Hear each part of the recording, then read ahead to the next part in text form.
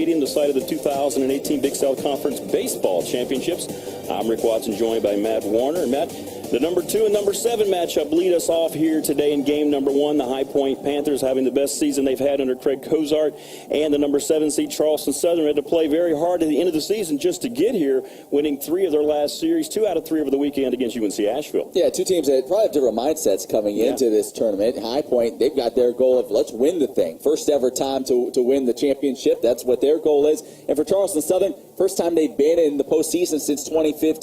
Will they just be happy to be here, or now that they're here, are they ready to make some noise? Well, Craig Cozart really believes he's got a senior team that's ready for this tournament challenge. He has 8 guys he's counted on all season long. And how about Austin Zinti, the player of the year in the Big South Conference? Yeah, Austin Zinti's been fantastic. You mentioned what he did, the award that he was just handed here a little bit ago. He's going to be great, as we expect to lead the way for them and that leadoff role. Also, though, you talk about veterans and you talk about Charleston Southern. You've got another veteran for them, Mike Sconzo, who's been around the block a time or two. A guy who's second on the team in hitting. He's come off perhaps his best game of the season in the regular season finale against UNC Asheville. 4 hits, a home run, 4 RBIs. They're hoping he's getting hot at the right time of year and can carry this lineup, not just today, but into the tourney. And you mentioned Austin Zinti, the senior outfielder.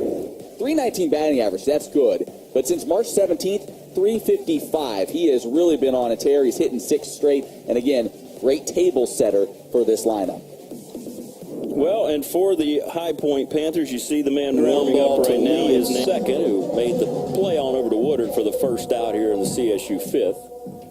And here's Sconzo, who has flied to the center fielder Zinte and grounded out to Woodard at first. He is 0 for 2.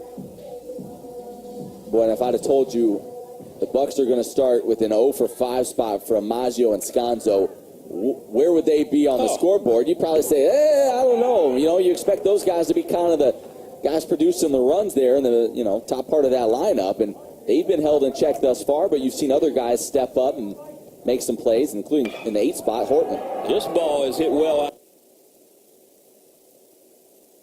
in the left field for a 1-out single off the bat of Sconzo. That just sounded good coming off the bat, and it was laced right in front of Sargent, who had to play it on a hop. And now the cleanup hitter, the designated hitter, Ryan Stoudemire, who had a good time running a base pass in that 4th inning as he scored the first run of that 3-run frame. He's had time to catch his breath since then. Big fellow is, getting around.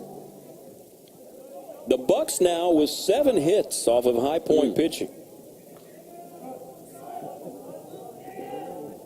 I think it's safe to say this batter could very well determine Joe Johnson's fate in this ball game. If Stoudemire is able to reach one way or another, I'm betting we'll see Craig Cozart come out of that dugout and make a move. I agree with you. Both guys in the pen are watching the action, so they're ready to go. There's a check swing, but not in time for Stoudemire. Count evens 1-1. 6 homers, 24 RBIs for the designated hitter. Singled and scored. He got that 4th inning going with that base hit. Came around with a double by Peters. That ball is outside, 2-1.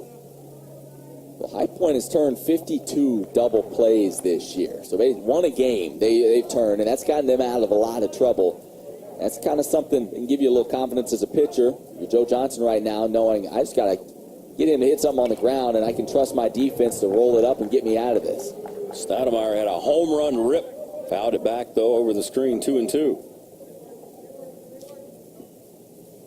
Since we started this game 1, we've seen more sun than clouds, at least here right over the playing surface, which is a nice change from the way we started the morning. 2 balls, 2 strikes. Here's the pitch to Stoudemire. He pulls it down the third base side. Backhanded nicely by Holt to second for 1. On to first for the double play.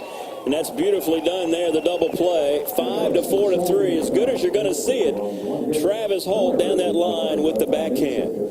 4-3, the score remains as we see the twin killing as we head out. High Point coming to bat on the Big South Network. Right center field gap, wide open. Runner at second is Peters, and it's a high fastball and a swing and a miss. Good pitch.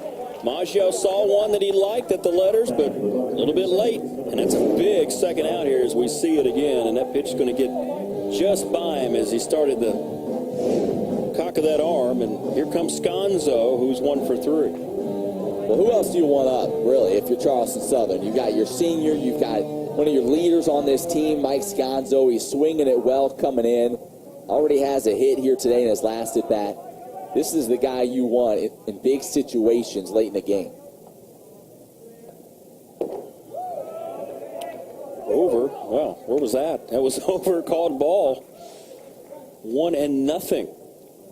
Chirping coming out of the High Point dugout on that one.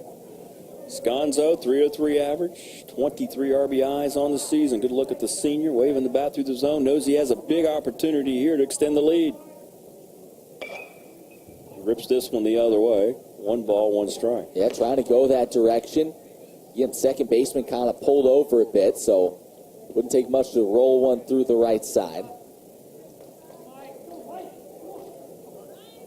So Muir doing what he's done all year, trying to get out of this and keep the opponent from putting any more runs on the boards. Matt gave you his very, very impressive numbers. Pitch. Stayed high. 2-1.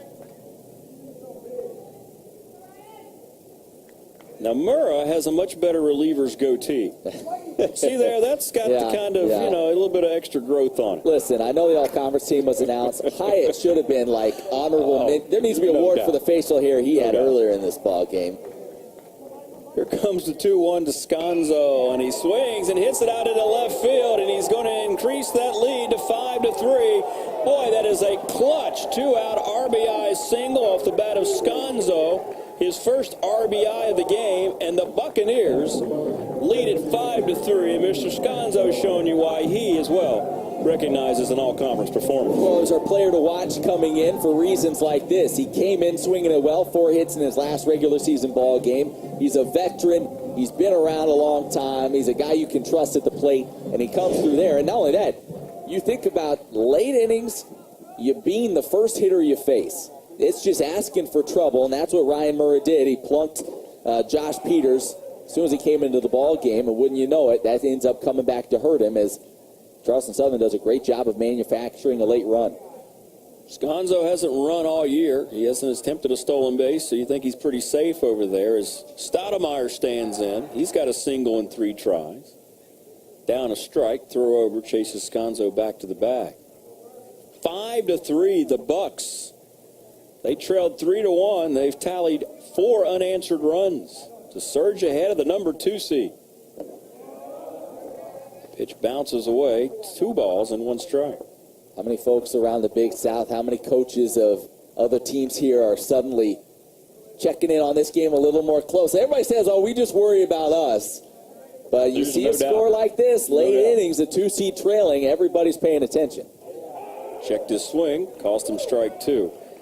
Yes, even though, as we made the point, the coaches in the league won't be surprised at some of these games, you're right. It's still going to get the attention, and they're going to go, okay, well, that's happening right now. Yeah, a couple of things. You're thinking, oh, great. Well, that'd be great if you had, as dangerous as High Point is, they drop into the loser's bracket. And the other thing is you start telling your players, hey, this can happen to you. If you're a favorite, if you're Campbell, if you're whatever, you say, guys, just in case you thought you'd just come in here and take care of business first day, this can happen to you. It's an attention getter all the way around. Yeah, it definitely helps the higher seeds. There's no question about it, to watch something like this and help create that understanding. And there's a swing and a miss, strike 3.